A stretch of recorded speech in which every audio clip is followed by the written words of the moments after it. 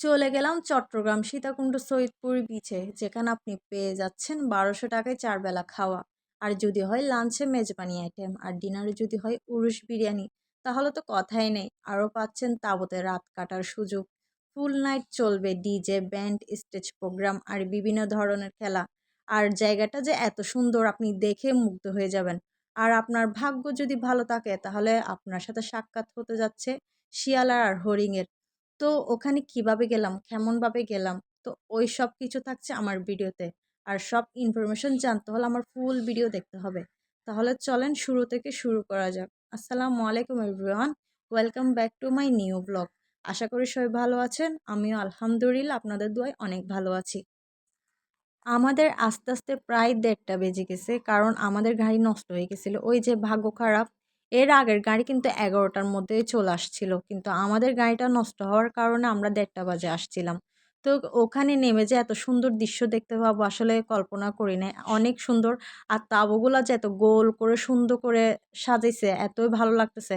আসলে আমি তাঁবুতে কখনো থাকি না, এবার ফার্স্ট। মানে বেশিরভাগ এটার জন্যই গেছিলাম, মানে রাতটা কাটাবো, এই আরকি।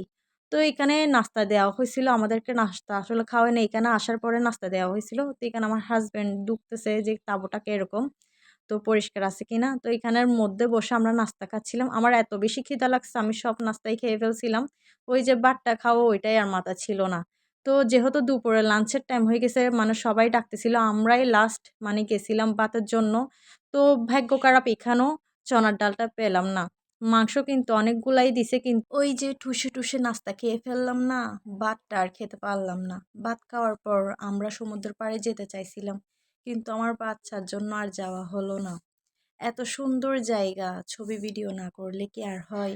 আমরা ছবি ভিডিও করতেছিলাম, আসলে অনেক এনজয় করতেছি। এত সুন্দর জায়গা, কি আর বলবো। আমি জানি না আমি ভিডিও তো কতটুকু দেখাতে পারতেছি, কিন্তু আসলেই অনেক সুন্দর জায়গাটা। তো এর মধ্যে সব প্রোগ্রাম শুরু হয়ে গেছে, খেলা বিভিন্ন ধরনের খেলতেছে, কিন্তু আমরাই ছবি তুলতেছি। শখ করে শাড়ি নিয়ে গেছিলাম, মানে শাড়ি পরবো। কিন্তু কি বলবো ভাইরে ভাই, এই শাড়িটা আমি তাঁবুর মধ্যে কিভাবে যে পরছি, অনেক কষ্ট হয়েছে। আমার মতো এই বোকামি আর কেউ করিয়েন না।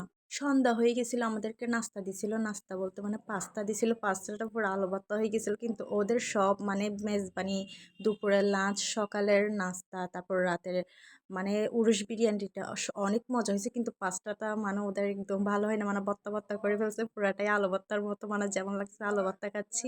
যাই হোক, আসল কথায় আসা যাক। আমরা একটা ট্রাভেল গ্রুপের সাথে গেছিলাম, একজনের ১২০০ টাকা করে নিছিল। ওখানে প্রায় ৪০০ জনের উপর মানুষ ছিল, তাই বয়টা অনেকটা কম ছিল। ওদের পেজের লিঙ্কটা কমেন্ট বক্সে দিয়ে দিব, আপনারা চাইলে যোগাযোগ করতে পারেন। আর যদি আপনারা এমনি ফ্যামিলি নিয়ে আসতে চান, তাহলে রাতের বেলা না থাকাটাই বেস্ট হবে, কারণ ওখানে বিপদ হতে পারে। সকালবেলা এসে অন্ধকার হওয়ার আগে আগে চলে গেলে ভালো হয়। বেশি মানুষ থাকলে বিপদ কম হয়, তাই আমার মতে ট্রাভেল গ্রুপের সাথে চাইলে বেশি ভালো হয়। আর একা যেতে হলে কেমনে যাবেন? চট্টগ্রামের যে কোনো জায়গা থেকে অলংকার চলে আসবেন, ১২ নম্বর বাসে উঠে যাবেন, আপনারা সীতাকুণ্ড বাঁশবাড়িয়া নামিয়ে দিবে। আর ওখান থেকে ট্যাক্সি নেবেন সৈয়দপুর বিচ, মানে বলবেন যে সৈয়দপুর বিচে যাবেন, ওখানে ডাইরেক্ট আপনারা, যেহেতু গল্লি গুল্লি ওখানে বাস যায় না, সে কারণে ওখানে নামিয়ে দিবে। আর একটা ভিডিও তৈরি করতে আসলে অনেক কষ্ট হয়। যদি ভালো লাগে তাকে অবশ্যই লাইক কমেন্ট শেয়ার করে দিবেন। আসসালামু আলাইকুম, আল্লাহ হাফেজ।